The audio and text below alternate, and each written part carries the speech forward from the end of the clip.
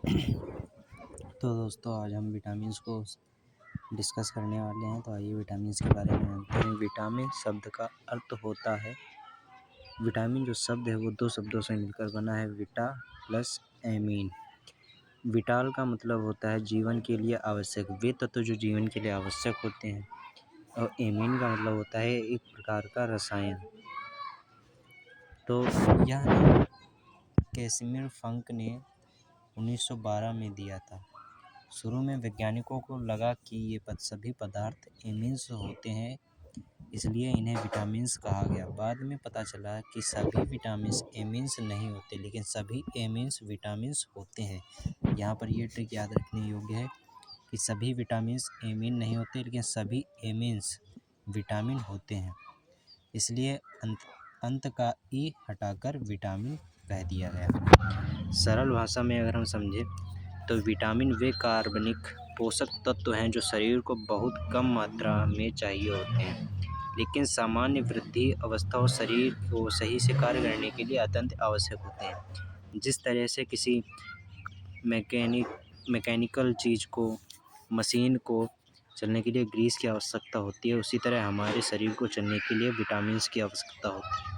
यानी विटामिन्स एक तरीके से हमारे शरीर में ग्रीस का कार्य करती हैं। अच्छा, अब ठीक से अगर हम याद करें तो vitamin vital for life, vitamin यानी विटाल फॉर लाइफ यानी जीवन के लिए आवश्यक। कुल 13 विटामिन्स होते हैं। अगर हम विटामिन्स की संख्या की बात करें तो कुल 13 विटामिन्स होती हैं, A, C, D, E, K। ये वसा में घुलनशील विटामिन्स होती हैं। बी समूह के 8 विटामिन्स होते हैं। याद रखिए, बी समूह के 8 विटामिन्स होते हैं। कुछ लोग सोचते हैं कि B1 से लेकर B12 तक यानी B12 विटामिन्स होती हैं, लेकिन ये 8 ही होती हैं। 1, 2, 3, 5, 4 नहीं होता है, 6, 7, 8 नहीं होता है, 9, 10, 11 नहीं होते हैं और 12 ये विटामिन्स होते हैं। इसके बाद में आइए विटामिन का रासायनिक नाम और कमी से होने वाले रोग और इनके मुख्य स्रोतों के बारे में जानकारी प्राप्त करते हैं। तो विटामिन ए का वैज्ञानिक नाम है, रासायनिक नाम है रेटेनॉल। इसकी कमी से रतौंधी नाइट ब्लाइंडनेस रोग हो जाता है। इसके मुख्य स्रोत है जिस गाजर, दूध, अंडा, पालक, हरी सब्जियां भी आप कह सकते हैं, और मांस भी कह सकते हैं एक तरीके से। और ज़्यादातर एग्ज़ाम्स में आम भी दे दिया जाता है, तो आम भी इसका सही आंसर होगा। तो विटामिन B2, B1 के बारे में अगर हम जानें तो इसका रासायनिक नाम होता है थायमीन। याद रखिएगा, विटामिन B1 का नाम होता है थायमीन, और बी अगर कहे विटामिन बी का रासायनिक नाम तो उसका भी रासायनिक नाम थायमीन ही होता है। तो इसकी कमी से बेरी रोग होता है, और इसके मुख्य स्रोत साबुत अनाज, दालें होती हैं। विटामिन B2 के बारे में अगर बात करें तो इसका रासायनिक नाम राइबोफ्लेविन होता है, और इसके प्रमुख स्रोत होंठ फटना, इसके कमी से होने वाले रोग होंठ फटना, त्वचा रोग, और इसके मुख्य स्रोत दूध और अंडा होते हैं। विटामिन B3 की बात करें तो इसका रासायनिक नाम होता है नियासिन, और इसकी कमी से होने वाला रोग होता है पोलाग्रा, और इसके मुख्य स्रोत होते हैं मूंगफली और मांस। विटामिन B5 के बारे में बात करें तो इसका रासायनिक नाम होता है पेंटोथेनिक अम्ल, और इसकी कमी से दुर्बलता आ जाती है। और इसके मुख्य स्रोत होते हैं अंडा, साबुत अनाज जैसे गेहूँ, चावल, ETC और कुछ। विटामिन B6 के बारे में अगर बात करें तो इसका रासायनिक नाम पैराडॉक्सिन होता है, और इसके कमी से होने वाले रोग एनीमिया, तंत्रिका समस्याएं जो हमारे मस्तिष्क से जुड़ी समस्या होती हैं वो B6 के कारण होती हैं। तो इसके प्रमुख स्रोत केला, दाल, और विटामिन B7 के बारे में अगर हम बात करें, विटामिन B7 के बारे में बात करें तो बायोटीन इसका रासायनिक नाम होता है, और इसकी कमी से त्वचा व बाल संबंधी समस्याएं हमें देखने को मिलती हैं। इसके प्रमुख स्रोत अंडा और मेवा होता है।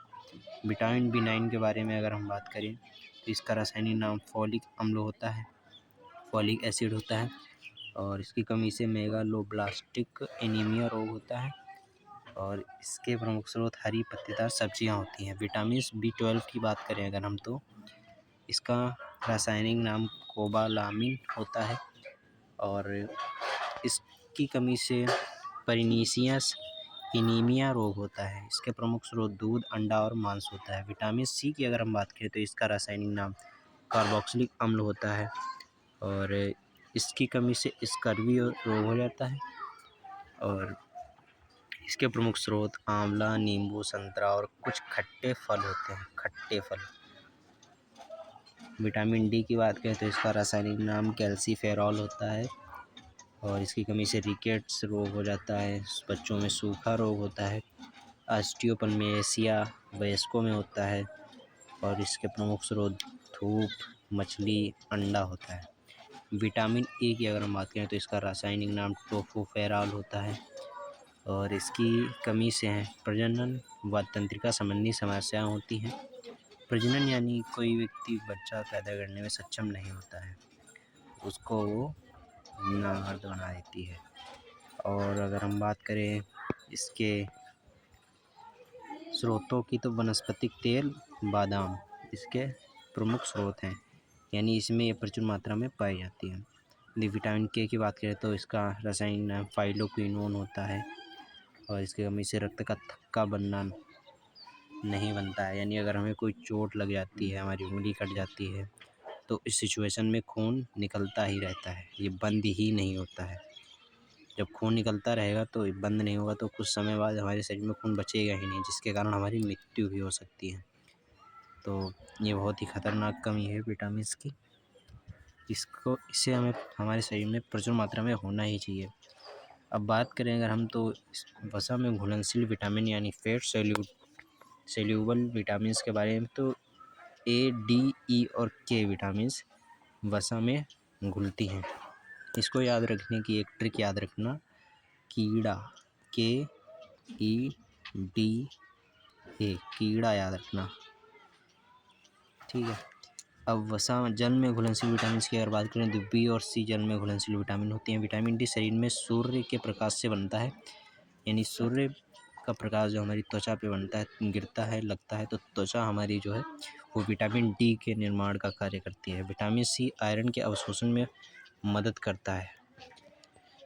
विटामिन के रक्त के थक्के के लिए आवश्यक होता है। जब उंगली कट जाती है तो जो रक्त रुक जाता है अपने आप से 1-2 मिनट बाद, तो वो विटामिन के कारण ही होता है। विटामिन ए दृष्टि यानी विजन के लिए महत्वपूर्ण है। विटामिन 12 के लिए केवल पशु आधारित खाद्य पदार्थों में प्राकृतिक रूप से पर्याप्त मात्रा में मिलता है, यानी मांस में। तो ये मैं आपको बता ही चुका हूँ इसकी ट्रिक। वाटर सोल्यूबल ये भी बता चुका हूँ। तो विटामिन ई आँखों से संबंधित है। विटामिन सी कोलेजन स्कर्वी से संबंधित है। विटामिन